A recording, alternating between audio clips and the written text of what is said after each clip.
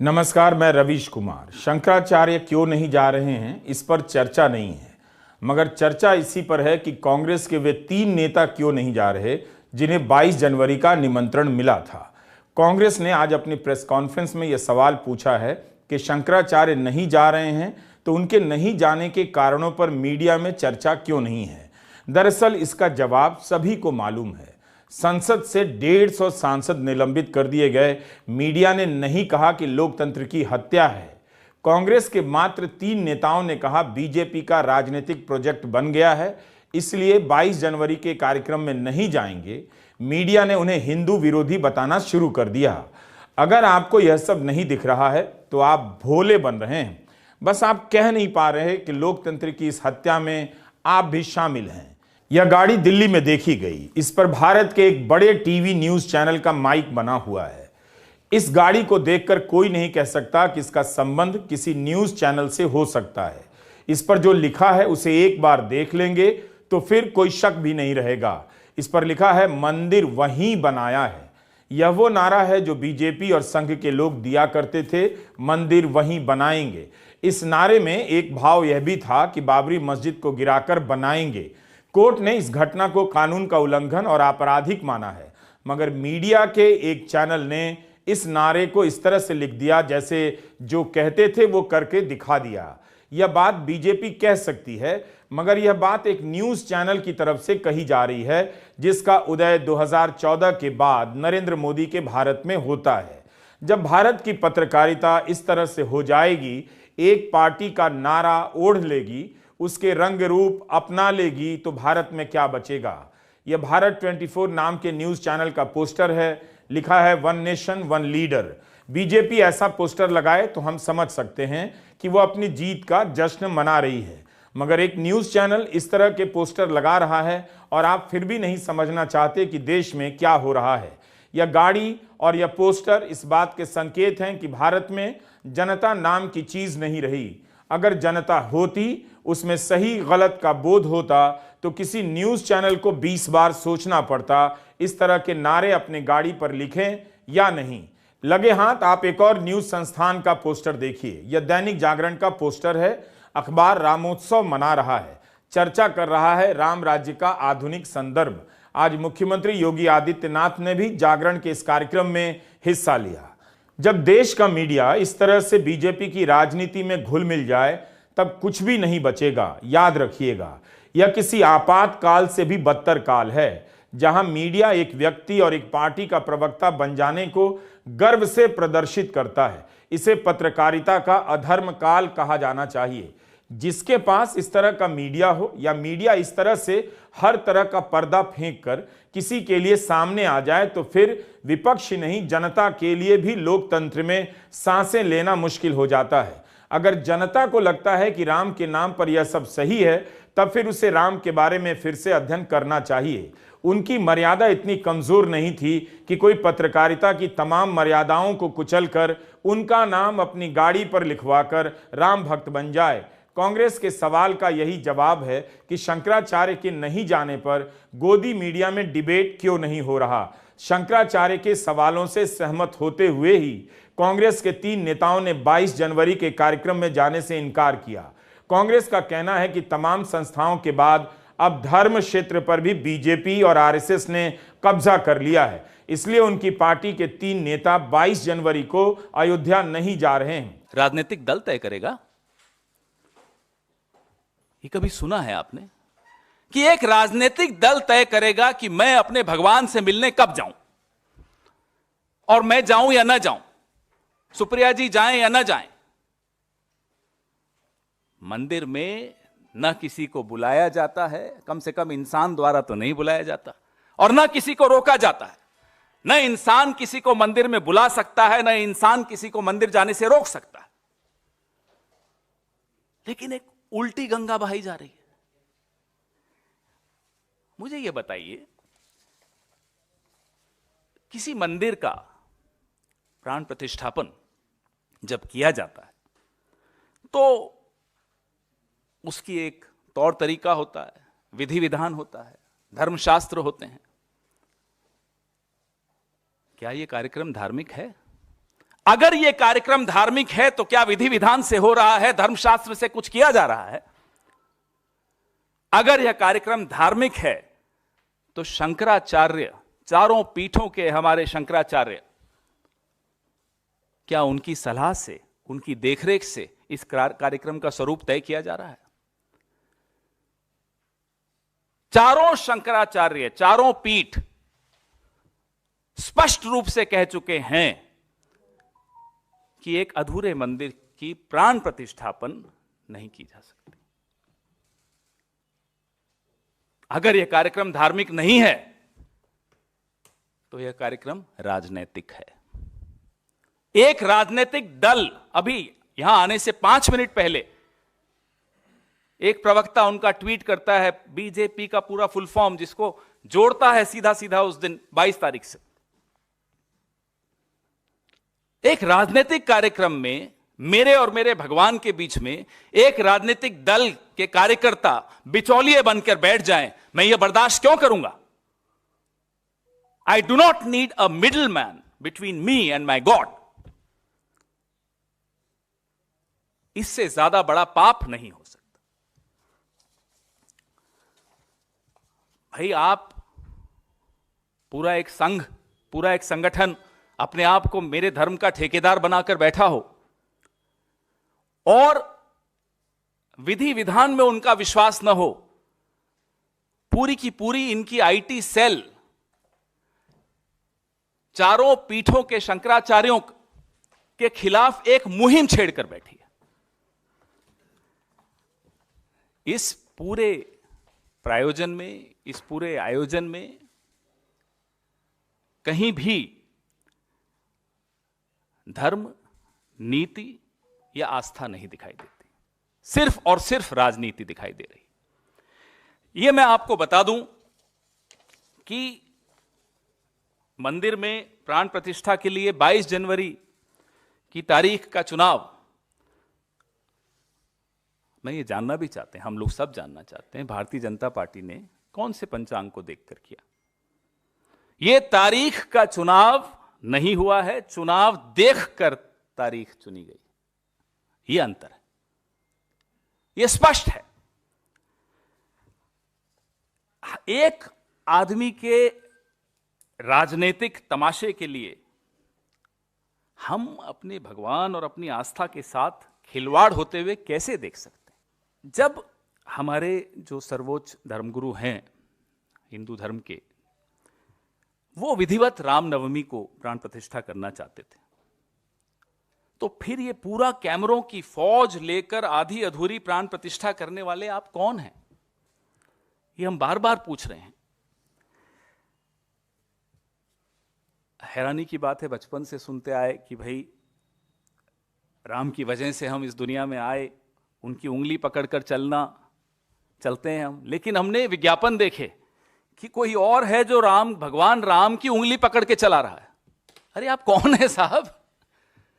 इतना बड़ा कद हो गया आपका कि आप भगवान से ऊपर हैं, आप शंकराचार्य से ऊपर हैं, आप हिंदू धर्म से ऊपर हैं। आपने पूरे के पूरे अपने कैबिनेट में आप अकेले दिखेंगे, चुनाव आयोग पे आप नियंत्रण करेंगे, मीडिया पे आप नियंत्रण करेंगे, सीएजी आप नियंत्रण करेंगे, अब धर्म क्षेत्र में भी आप ही नियंत्रण करेंगे। वहां भी खत्म, वहां भी एक ही चेहरा दिखेगा। क्यों? आप कौन है? कांग्रेस का आधार यही है कि शंकराचार्य ने आपत्ति की है कि मंदिर का निर्माण अभी पूरा नहीं हुआ है। शास्त्रों के हिसाब से मंदिर में प्राण प्रतिष्ठा तभी की जाती है जब मंदिर पूरी तरह बनकर तैयार हो जाए। अगर 22 जनवरी के दिन मल्लिकार्जुन खड़गे, सोनिया गांधी और अधीर रंजन चौधरी का जाना इतना महत्वपूर्ण है, तो यही तारीख चारों शंकराचार्यों के लिए क्यों नहीं महत्वपूर्ण है? प्रधानमंत्री मोदी या चंपत राय या मोहन भागवत शंकराचार्यों के उठाए सवालों पर क्यों नहीं बोलते हैं? शंकराचार्यों से क्यों नहीं संवाद करते हैं?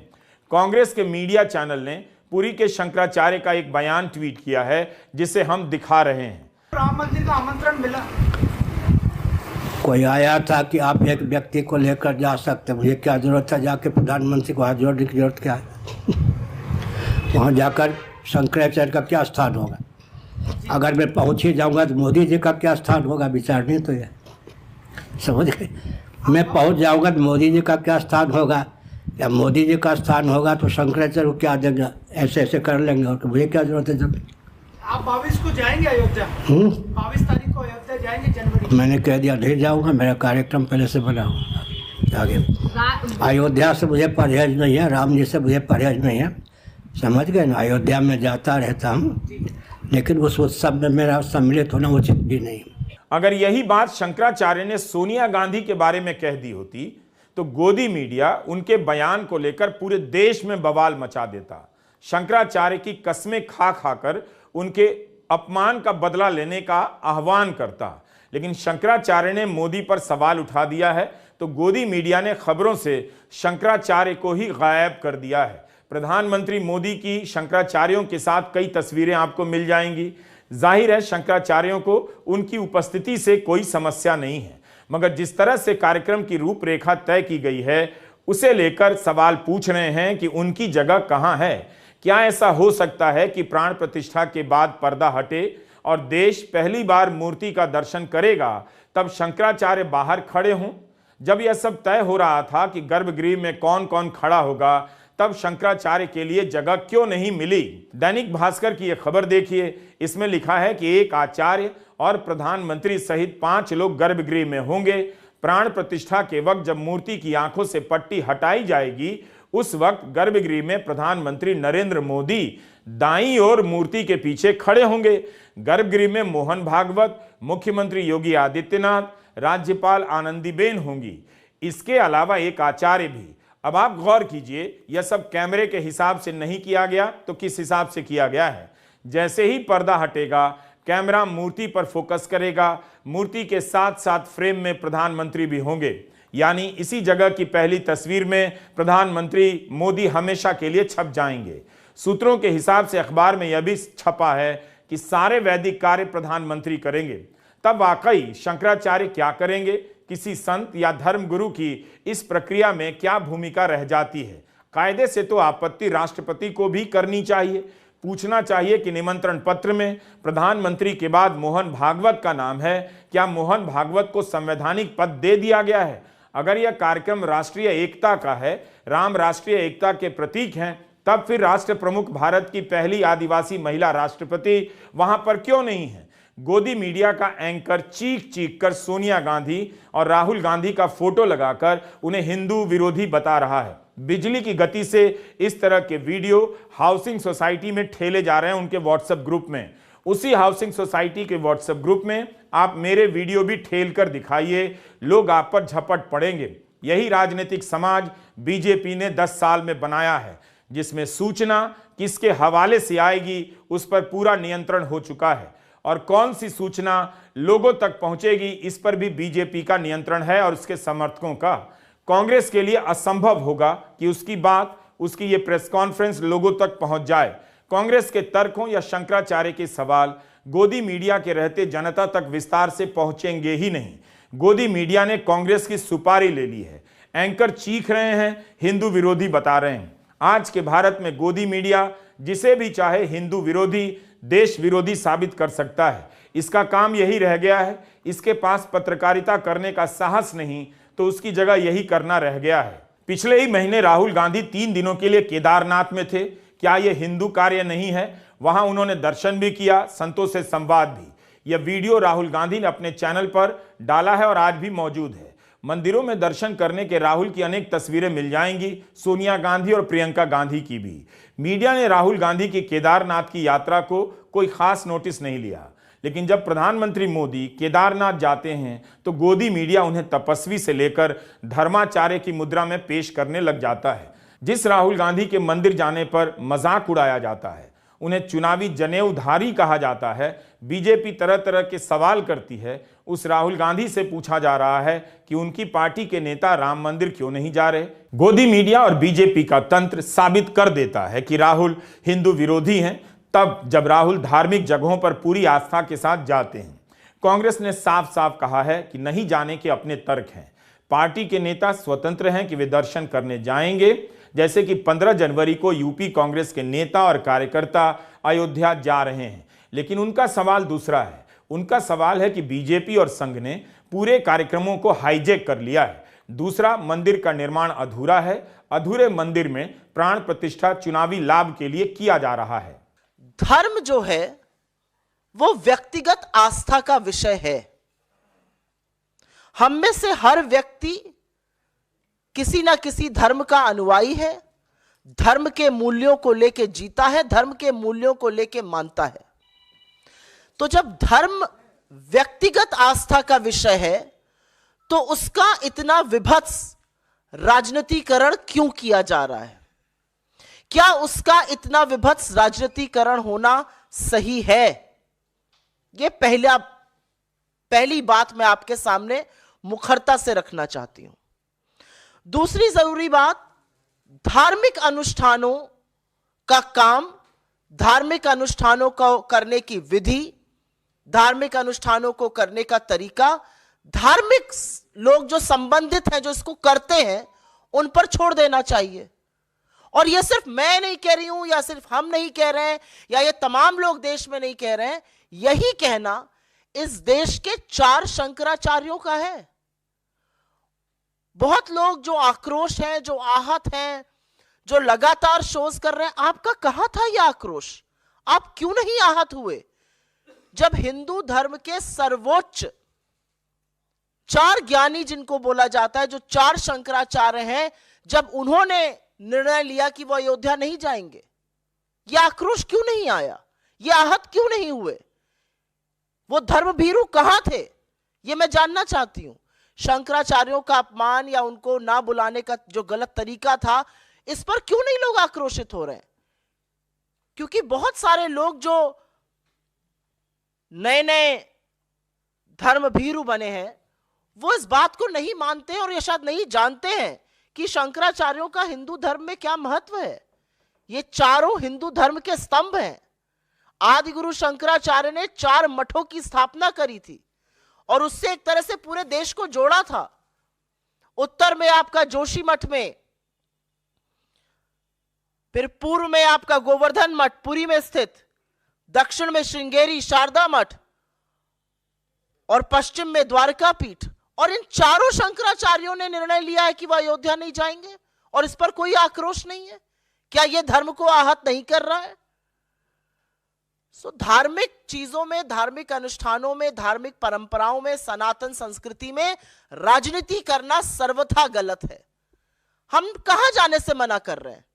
हम 22 तारीख को, और यह बात हमारे अध्यक्ष ने कही है, हम 22 तारीख को जो अयोध्या में मोदी जी के नाक के नीचे मोदी जी की प्रेजेंस और आरएसएस संघ के प्रमुख की प्रेजेंस में हो रहा है, उसमें नहीं जा रहे हैं। जहां हमारे शंकराचार्य नहीं जा रहे हैं, हम जो विभत्स राजनीति की जा रही है उसका हिस्सा नहीं बनना चाहते हैं। विपक्ष का गला घोंट दिया गया है और यह काम गोदी मीडिया ने किया है। आप चीखते रहें, चिल्लाते रहें कि शंकराचार्य के सवालों पर चुप्पी क्यों है, यह सवाल गोदी मीडिया का मुख्य सवाल कभी नहीं बनेगा। भाजपा प्रवक्ता सुधांशु त्रिवेदी ने एक ट्वीट किया है। इस ट्वीट को आप भी देखिए। इसमें लिखा है, जो नहीं राम के वे नहीं किसी काम के। इसमें राहुल गांधी को स्कल कैप में दिखाया गया है, जिसे मुसलमान नमाज के वक्त पहनते हैं। सोनिया गांधी की तस्वीर है, मगर एक तस्वीर नहीं है मल्लिकार्जुन खड़गे की। वे भी तो कांग्रेस के अध्यक्ष हैं और नहीं जा रहे। बीजेपी खड़गे की तस्वीर लगाकर हमला नहीं करती है, खड़गे को अक्सर छोड़ देती है, क्योंकि उसे पता है खड़गे पर यह सब लेबल चिपकाना आसान नहीं होगा। यह भी सही है कि आईटी सेल के व्यापक प्रसार और गोदी मीडिया के कारण घर घर बीजेपी की ही बात पहुंचेगी, कांग्रेस का पक्ष कभी नहीं पहुंचेगा। बीजेपी इस सवाल का जवाब किसी पोस्टर में क्यों नहीं देती कि मंदिर का निर्माण अभी आधा अधूरा है तो प्राण प्रतिष्ठा क्यों हो रही है? हमारे कुछ साथी मीडिया के बड़े चिंतित हैं, पिछले 48 घंटे से बहुत चिंतित हैं और हमलावर है हम पर कि साहब ऐसा निर्णय ले लिया कांग्रेस ने, 2024 में नुकसान करा दिया। तो मानते हो ना कि ये नफा नुकसान चुनाव का देखा जा रहा है? मानते हो ना?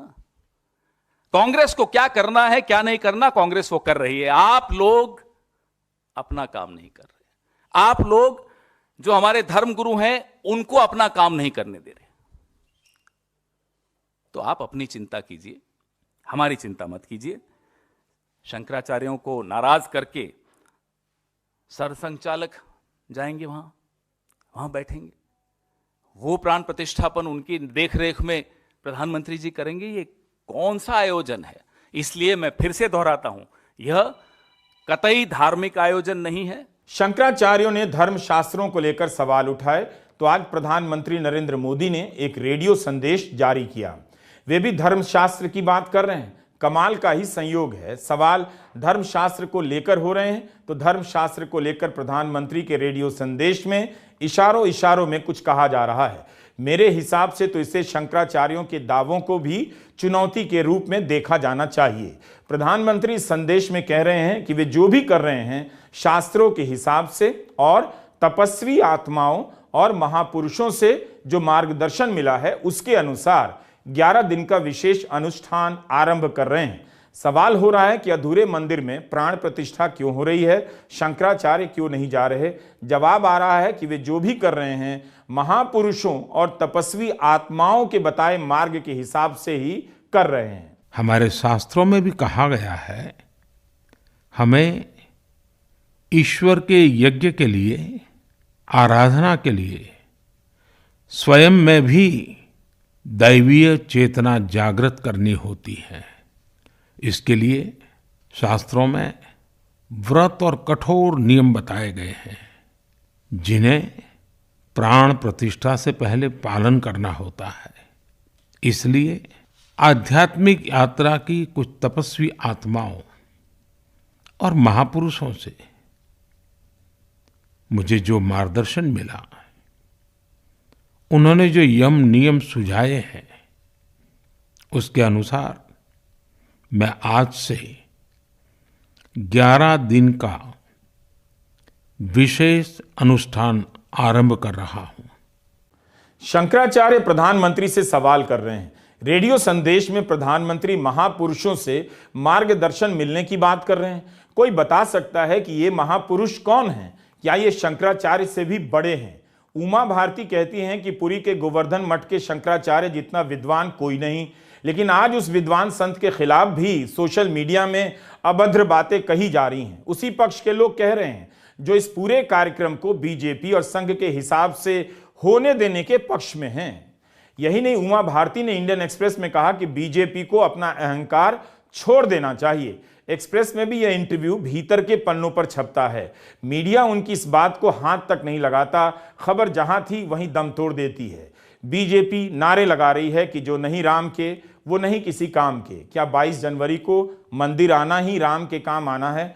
तब फिर प्रधानमंत्री मोदी ने क्यों अपील की कि 22 जनवरी को अयोध्या ना आए, अपने घर बैठकर प्राण प्रतिष्ठा का कार्यक्रम देखें? सभी को 22 जनवरी के दिन ही आना चाहिए। उनसे पहले श्री राम जन्मभूमि तीर्थ ट्रस्ट के चंपत राय ने तो मुख्यमंत्रियों और राज्यपालों से अपील की कि वे 22 जनवरी को ना आए। कई खबरें आपको मिल जाएंगी। चंपत राय ने कहा कि राज्यों के सीएम, राज्यपाल और राजदूत, इनके साथ संवैधानिक प्रोटोकॉल होते हैं। 22 जनवरी को इनकी सेवा न हम कर पाएंगे न ही यहाँ का प्रशासन। जिन्हें चंपत राय ने निमंत्रण नहीं दिया, क्या उनकी राम की भक्ति कम मानी जाएगी? कई लोग तो निमंत्रण ना मिलने पर भी कह रहे हैं 22 जनवरी के बाद जाएंगे। तो क्या बीजेपी उनके पोस्टर लगवा रही है शहर शहर में कि देखो ये होता है असली भक्त? तब फिर उद्धव ठाकरे का पोस्टर बीजेपी लगवा दे, जिन्होंने कहा है कि 22 जनवरी को वे नासिक के राम मंदिर में दर्शन करेंगे। शंकराचार्य नाराज हैं, यह एक तथ्य है, मगर धर्म के नाम पर बीजेपी के साथ चलने वाली जनता उनके साथ नहीं है, मोदी के साथ है। इस जनता को इससे कोई दिक्कत नहीं कि शंकराचार्यों को महत्व दिया जा रहा है या नहीं। इस जनता ने मोदी को ही धर्मगुरु से लेकर विश्व गुरु मान लिया है। कांग्रेस पार्टी शंकराचार्य की नाराजगी की लड़ाई नहीं लड़ सकती, ना लड़े तो बेहतर है। वक्त पड़ने पर शंकराचार्य भी मोदी के ही साथ जाएंगे। धर्म पर मोदी का यह नियंत्रण ही है कि वे शंकराचार्यों की नाराजगी को किनारे कर अयोध्या जा सकते हैं और उन्हें कुछ भी नहीं होगा राजनीतिक तौर पर। अगर कांग्रेस होती तो बीजेपी मजबूर कर देती कि कांग्रेस के प्रधानमंत्री चारों शंकराचार्यों से मिलने के लिए दौरा करें। हवा बनाने में बीजेपी का कोई मुकाबला नहीं। जनता को इससे भी फर्क नहीं पड़ता कि उस हवा की AQI 400 है या 20 है, यानी हवा साफ है या प्रदूषित है, किसी को फर्क नहीं पड़ता। 2019 तक जब अयोध्या मामले में कुछ नहीं हुआ, तब चारों शंकराचार्य कहने लगे कि शिलान्यास करेंगे। कुंभ के समय 21 फरवरी को अयोध्या जाने का कार्यक्रम घोषित कर दिया गया।